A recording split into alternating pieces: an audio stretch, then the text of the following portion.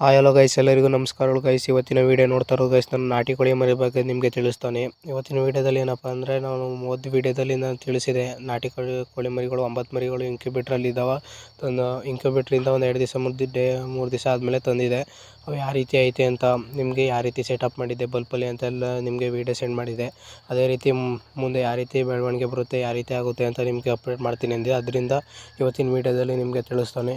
ನೋಡ್ತಾ ಇರ್ಬೋದು ನೀವು, ಇಲ್ಲಿ 7 ಮರಿ ಐತೆ. 9 ಮರಿ ತಂದಿದೆ. 9 ಮರಿಯಲ್ಲಿ 2 ಮರಿ ಸತ್ತೋದು.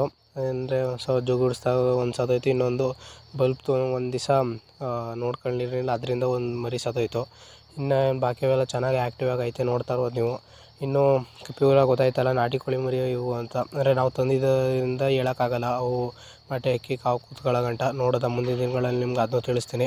ಆದರೆ ಈ ವಿಡಿಯೋದಲ್ಲಿ ನೋಡ್ತಾ ಇರ್ಬೋದು ಯಾವ ರೀತಿ ಆ್ಯಕ್ಟಿವ್ ಆಗಿ ಮರಿಗಳೆಲ್ಲ ಯಾವ ರೀತಿ ಐತೆ ಅಂತ ನೀವು ನೋಡ್ತಾ ಇರ್ಬೋದು. ಮತ್ತು ಮೇವು ಏನಪ್ಪ ಹಾಕ್ತೀವಿ ಅಂದರೆ ಇವಕ್ಕೆ ನೋಡ್ತಾ ಇರ್ಬೋದು, ನಾವು ಒಳ್ಜೋಳ ಈಗ ದನಿಗೆ ಪನಿಗೆ ಮ್ಯಾತೆ ಎಲ್ಲ ಅಂತಂದಿವಿ. ಅದರಲ್ಲಿ ಒಂದು ಮ್ಯಾತೆ ಆ ರೀತಿ ಕೊರೆದಾಕ್ತೀವಿ. ಮತ್ತು ರಾಗಿ, ಅಕ್ಕಿ ನುಚ್ಚು ಆಗಿರ್ಬೋದು, ಅವು ಆ ರೀತಿ ಹಾಕ್ತೀವಿ. ಮತ್ತು ಹಸ್ರಲ್ಲಿ ನಾವು ಹೆಚ್ಚಿಂದ ಹಾಕೋದು ನುಗ್ಗೆ ಸೊಪ್ಪು ಮತ್ತು ಪರಂಗಿ ಹಣ್ಣು ಹಾಕ್ತೀವಿ.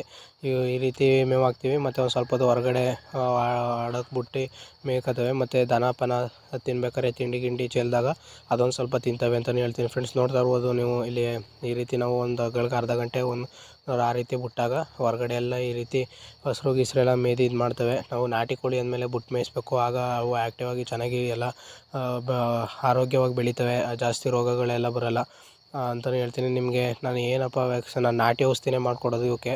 ಒಂದು ತಿಂಗಳು ಆ ರೀತಿ, 1 ತಿಂಗಳು 2 ತಿಂಗಳು ಆ ರೀತಿ ನಾನು ನಾಟಿ ಔಷಧಿ ಮಾಡಿಕೊಡ್ತೀನಿ. ಅದು ಬೇಕು ಅಂದರೆ ಕಮೆಂಟ್ ಮಾಡಿ, ನಾನು ತಿಳಿಸ್ತೀನಿ ನಿಮಗೆ ಮುಂದೆ ಯಾವ್ದಾದ್ರು ವೀಡಿಯೋದಲ್ಲಿ. ನಿಮಗೆ ಮುಂದಿನ ವೀಡಿಯೋದಲ್ಲಿ ನಾನು ತಿಳಿಸ್ಕೊಡ್ತೀನಿ ಅಂತಲೇ ಹೇಳ್ತೀನಿ. ನೋಡ್ತಾ ಇರ್ಬೋದು ಮರಿಗಳೆಲ್ಲ ಯಾವ ರೀತಿ ಆ್ಯಕ್ಟಿವ್ ಆಗೈತೆ ಅಂತ ನೋಡ್ತಾವೆ ಫ್ರೆಂಡ್ಸ್. ಮತ್ತು ಇನ್ನೊಂದೇನಪ್ಪ ಅಂದರೆ, ಇಲ್ಲೊಂದು 3 ಏಟೆ 4 ಕುಂಜ ಇರ್ಬೋದು ಅಂತಲೇ ಹೇಳ್ತೀನಿ ಫ್ರೆಂಡ್ಸ್. ನೋಡ್ತಾ ಇರ್ಬೋದು ನೀವು. ಮುಂದಿನಗಳು ಗೊತ್ತಾಗುತ್ತೆ ನಿಮ್ಗೆ, ಅದನ್ನು ತಿಳಿಸ್ತೀನಿ. ನೋಡ್ತಾ ಇರ್ಬೋದು ಫ್ರೆಂಡ್ಸ್, ಈಗ ಒಂದು 3 ಮರಿ ಇದ್ದು ಅವನು ಈ ರೀತಿ ಸೆಟಪ್ ಮಾಡವಿ. ಅಂದರೆ 3 ಮರಿ ಆಗಿರೋದ್ರಿಂದ ಕಾವು ಚೆನ್ನಾಗಿ ಬೇಕಾಗಿರೋದ್ರಿಂದ ನೋಡ್ತಾ ಇರ್ಬೋದು ಈ ರೀತಿ ಬಕೆಟ್ ಹೊಡೆದೋಗಿತ್ತು. ಒಂದು ಬಕೆಟ್ ಒಳಗೆ ಹಾಕ್ಬಿಟ್ಟು ಈ ರೀತಿ ಬಲ್ಪ್ ಹಾಕವೆ. ಆದರೆ ಏನಪ್ಪ ಅಂದರೆ, ನೋಡ್ತಾ ಇರ್ಬೇಕು, ಈಗ ಬೇಸಿಗೆ ಕಾಲ ಆಗಿರೋದ್ರಿಂದ ಜಾಸ್ತಿ ಹೀಟ್ ಆಗಿಬಿಡ್ತದೆ.